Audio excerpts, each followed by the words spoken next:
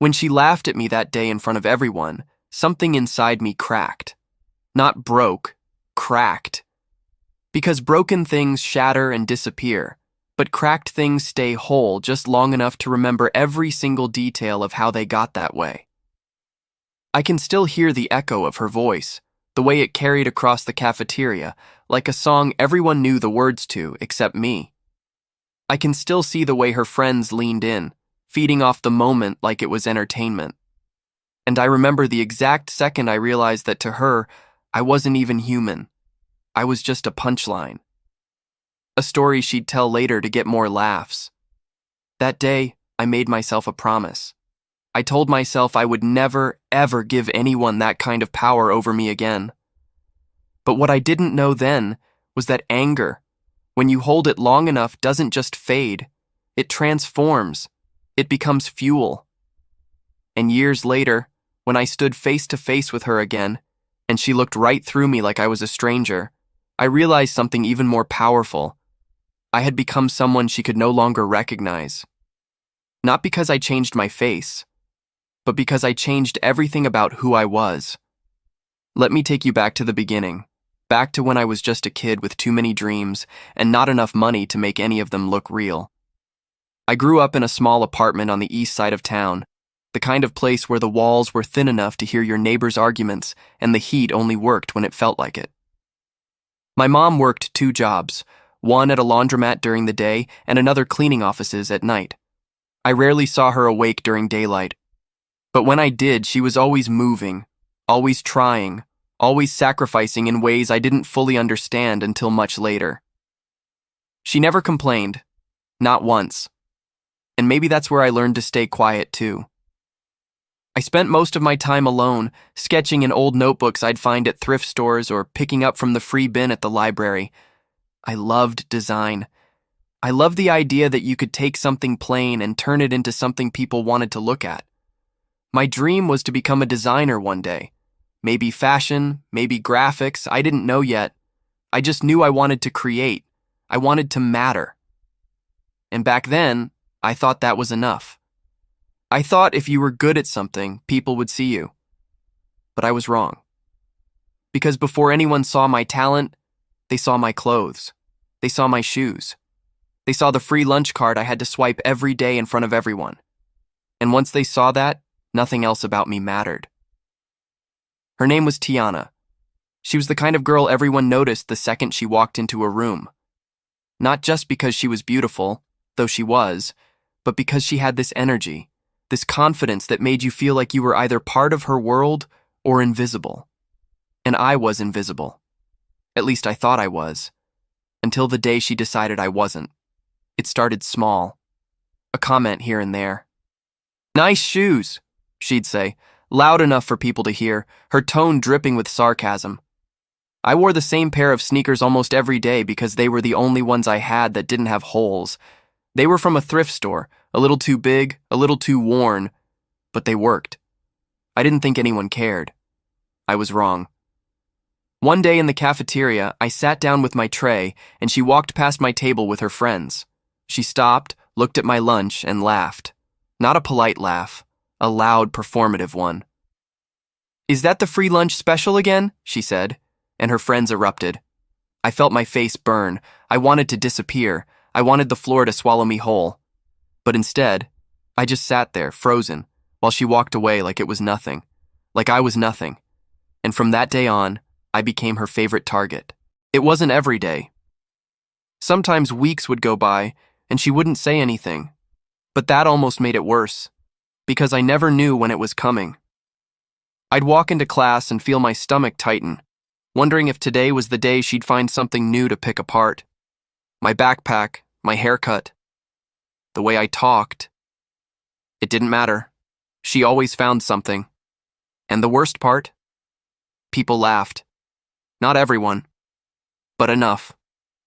Enough that I started to believe maybe she was right. Maybe there was something wrong with me. Maybe I deserved it. I stopped raising my hand in class. I stopped eating in the cafeteria. I started showing up late and leaving early, doing everything I could to avoid being seen. I became a ghost in my own life. And the saddest part is, I thought that was survival. I thought if I made myself small enough, she'd forget I existed. But people like Tiana don't forget. They just get bored. And when they get bored, they escalate. Before we continue, let us know in the comments where you're watching from. We'd love to hear from you. And if you're new here, like this video and click on the subscribe button so you never miss any of our upcoming videos. Because what happened next changed everything. Prom was approaching and I had no intention of going. I couldn't afford a ticket, let alone a suit. But my mom had been saving. She didn't tell me, but I found the envelope in her drawer one night. 3 paychecks worth of tips and overtime, folded neatly with my name written on the front. When I asked her about it, she just smiled and said, "You're going to prom, baby. You deserve to have one normal night." I didn't have the heart to tell her I didn't want to go. So I let her take me to the thrift store, and we found a suit. It wasn't perfect. The sleeves were a little short, the pants a little loose. But when I put it on and saw the look on her face, I felt something I hadn't felt in a long time. Pride. For just a moment, I felt like maybe I could do this. Maybe I could show up and be normal. Maybe I could even talk to Tiana. Not to ask her to prom. I wasn't that brave. But maybe just to tell her how I felt. To tell her that despite everything, I thought she was incredible. That I'd had a crush on her since freshman year. That I wished things had been different between us. I know how that sounds now. Pathetic. Stupid. But back then, I thought maybe if she saw me trying, she'd see me differently. I thought vulnerability was strength. I didn't realize it could also be a weapon. I found her by the lockers after school the day before prom. She was with her friends, laughing about something, and I almost turned around. But I'd been practicing what I wanted to say for days, and I knew if I didn't do it then, I never would. So I walked up to her. My hands were shaking, my voice cracked when I said her name. She turned around, and for a second she looked confused, like she couldn't figure out why I was talking to her. And then I said it. I told her I liked her. I told her I thought she was amazing. I told her I knew I wasn't the kind of guy she usually paid attention to, but I just wanted her to know. I didn't expect her to say yes. I didn't even expect her to be nice, but I didn't expect what actually happened. She stared at me for a long, quiet moment. And then she laughed. Not the kind of laugh you do when something's funny. The kind you do when something's so absurd you can't believe it's real. Her friends joined in, and soon the whole hallway was watching. "You?" she said, her voice loud enough for everyone to hear. "You think I'd go anywhere with you?" She looked me up and down like I was dirt. "You can't even afford real clothes. Why would I waste my time?" I don't remember walking away. I don't remember leaving the school. I just remember the sound of her laughter following me all the way home. That night, I sat in my room and stared at the suit my mom had bought me. I thought about her working those extra shifts, saving every dollar, just so I could have one good night. And all I felt was shame. Shame that I'd let her down. Shame that I'd been stupid enough to think someone like Tiana could ever see me as anything other than a joke. I took the suit off, folded it neatly, and put it in the back of my closet. I told my mom I wasn't feeling well and couldn't go to prom. She didn't push. She just hugged me and told me it was okay. But it wasn't okay. Nothing was okay. That night, I made a decision. I decided I was done being the person people laughed at. I didn't know how yet, but I knew I had to change. I had to become someone different, someone stronger, someone who didn't need anyone's approval to feel like they mattered. I threw away the boy I was that night, and I promised myself I'd never let anyone make me feel that small again. The years after high school were some of the hardest of my life. I didn't go to college right away. We couldn't afford it, and honestly, I wasn't ready. I was angry. At Tiana, at myself, at the world. I worked 3 jobs just to help my mom pay rent. I delivered groceries in the morning, stocked shelves at a warehouse in the afternoon, and cleaned offices at night. I barely slept. I barely ate. I was running on fumes and bitterness, and I thought that was all I had left. But one night, something changed. I was mopping floors in an empty office building when I saw an old janitor sitting in the break room. His name was Mr. Raymond, and he'd been working there longer than anyone. He was quiet, kept to himself, but that night he saw me slumped over a table, exhausted, and he sat down across from me. He didn't say much at first, just asked if I was okay. I told him I was fine, but he didn't believe me. He pointed to the sketchbook I always carried in my bag. "You draw?" he asked. I nodded. He asked to see it. I hesitated, but eventually I showed him. Page after page of designs, outfits, logos, ideas I'd never shared with anyone. He looked through it slowly, carefully, like each page mattered. And then he looked at me and said something I'll never forget. "Don't let their laughter be louder than your calling." I didn't know what to say. He handed the book back and stood up. "Whatever you're running from, stop. Start running towards something instead." That night, for the first time in years, I felt something other than anger. I felt hope. I started small. I enrolled in a night class at a community college, Introduction to Graphic Design. I used the little money I had saved to buy a cheap laptop and taught myself the rest through YouTube tutorials and free software trials. I failed. A lot. My first designs were terrible, but I kept going. I worked during the day and studied at night, and slowly things started to click. I learned about color theory, typography, branding. I learned how to take an idea in my head and turn it into something real. And the more I created, the more I realized something. All that pain I'd been carrying, all that shame and anger, it wasn't weighing me down anymore. It was fueling me. Every insult Tiana ever threw at me became a reminder of why I couldn't quit. Every moment I felt small became proof that I was capable of becoming something bigger. I started taking care of myself too. I began running in the mornings before work, not because I wanted to look different, but because I needed to feel different. I needed to prove to myself that I was strong. I changed my diet, started saving money, stopped wasting time on things that didn't matter. And little by little, I started to see a version of myself I didn't recognize.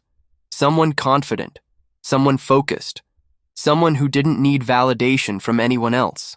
3 years after that night with Mr. Raymond, I launched my own brand. I called it Second Skin. The idea was simple: clothing that made people feel like the best version of themselves, no matter where they came from. I started small, selling designs online, using social media to reach people who felt the way I used to feel: invisible, overlooked, underestimated. The response was slow at first, but then something shifted. People started sharing my work. Influencers started wearing my pieces. Articles were written about the brand's authenticity, about the story behind it. And suddenly I wasn't invisible anymore. I was being seen. Not for my past, but for what I had built, for who I had become. I won't lie and say I forgot about Tiana. I thought about her sometimes. I wondered if she ever thought about me. I wondered if she knew what she'd done. But I didn't want revenge. I didn't want to hurt her the way she hurt me. I just wanted to prove to myself that I was more than the kid she laughed at. And by the time I got the email inviting me to showcase Second Skin at a major fashion expo in the city, I had already proven it. I had become someone she wouldn't recognize, and that was enough. Or so I thought. The expo was overwhelming. Hundreds of designers, brands, journalists, and industry professionals all packed into this massive convention center downtown. My booth was small, tucked between two bigger labels, but I didn't care. I was there. That was enough. I spent the first few hours talking to people, handing out business cards, explaining the vision behind Second Skin. And then, just as I was packing up some samples, I heard a voice behind me. "Excuse me, are you the founder?" I turned around, and my entire body went cold.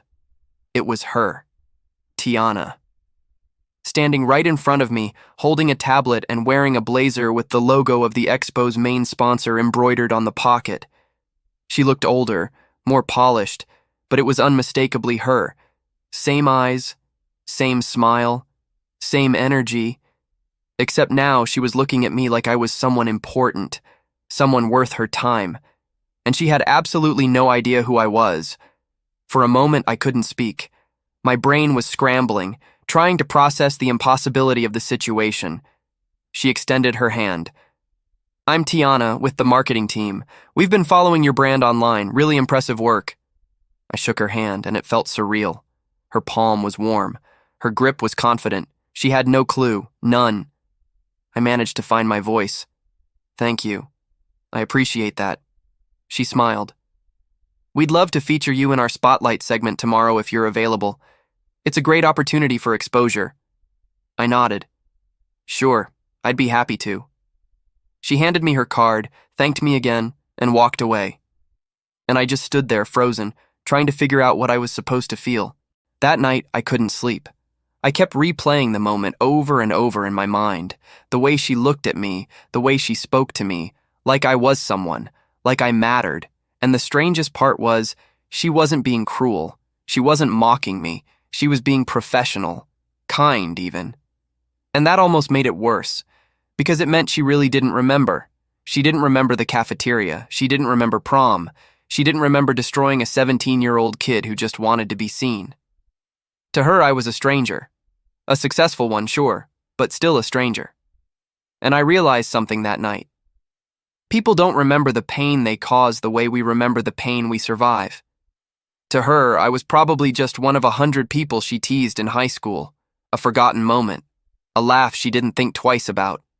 But to me, it was everything. It was the reason I rebuilt myself from the ground up. It was the scar I carried every single day. And now, here she was, standing in front of me like none of it ever happened. I thought about telling her. I thought about pulling her aside and saying, "Do you remember me? Do you remember what you did?" But then I asked myself, what would that accomplish? Would it make me feel better? Would it change anything? Or would it just give her power over me all over again? The next day, I showed up to the expo early. The Spotlight segment was scheduled for the afternoon, and I wanted to be ready. Tiana found me an hour before we were supposed to start. She looked stressed. Her hair was pulled back tight, and she kept checking her phone every few seconds. "Hey," she said, a little out of breath. "I just wanted to give you a heads up. There's been a change in the schedule. We're moving your feature to the main stage instead of the side panel." I blinked. "The main stage?" She nodded. "Yeah. One of our bigger sponsors dropped out last minute, so we're shuffling things around. You'll be presenting in front of the full audience. Is that okay?" I felt a rush of adrenaline. "Yeah. That's more than okay." She smiled, but it didn't reach her eyes. "Great. I'll come find you when it's time." She started to walk away, but then she stopped and turned back. "Can I ask you something?" I nodded. "Sure." She hesitated. "Have we met before? Like, outside of this event?" My heart pounded. This was it. The moment. I could tell her. I could watch her face change as she realized who I was. But instead, I just smiled. Maybe. The world's smaller than we think. She frowned like she was trying to remember, but then her phone buzzed and she was pulled away. And just like that, the moment was gone. The presentation went better than I ever could have imagined. I stood on that stage in front of hundreds of people and told them the story of Second Skin. Not the sanitized version, the real one. I told them I grew up poor.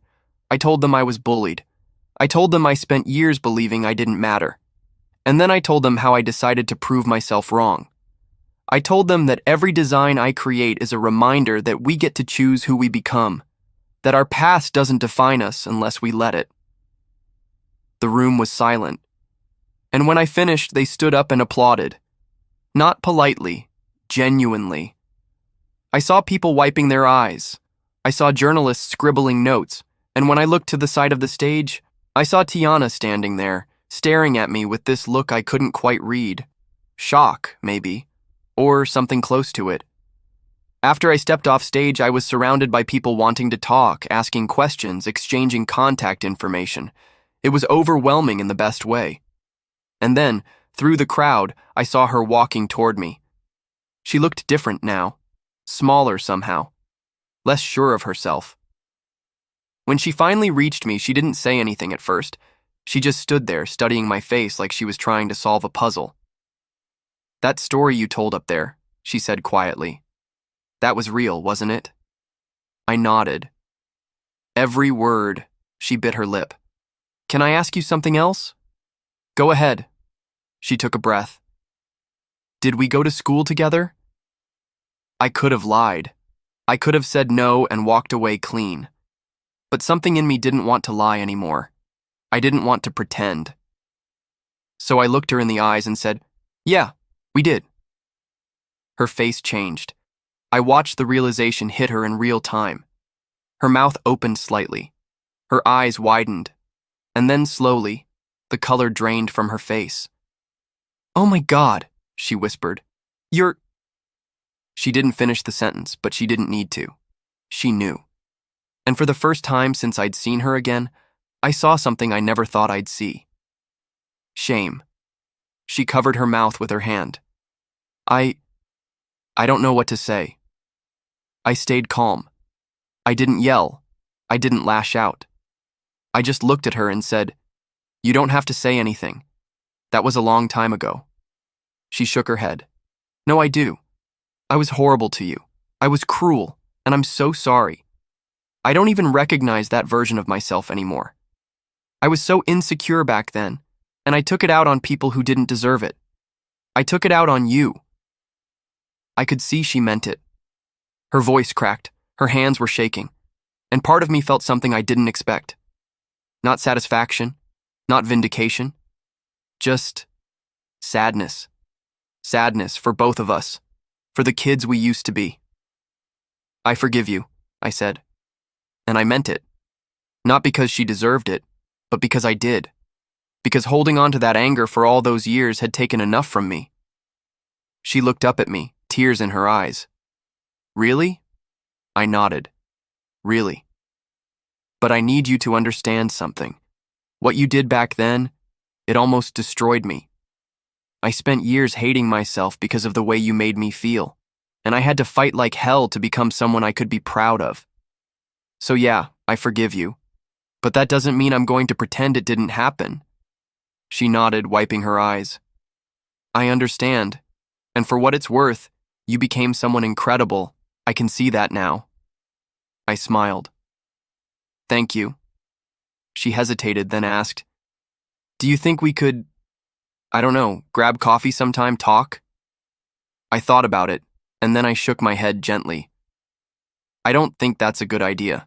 Not because I hate you, but because I've worked really hard to move forward, and I think this is where we leave it." She looked sad, but she nodded. "Okay, I get it." She reached out and squeezed my hand once. "I really am sorry."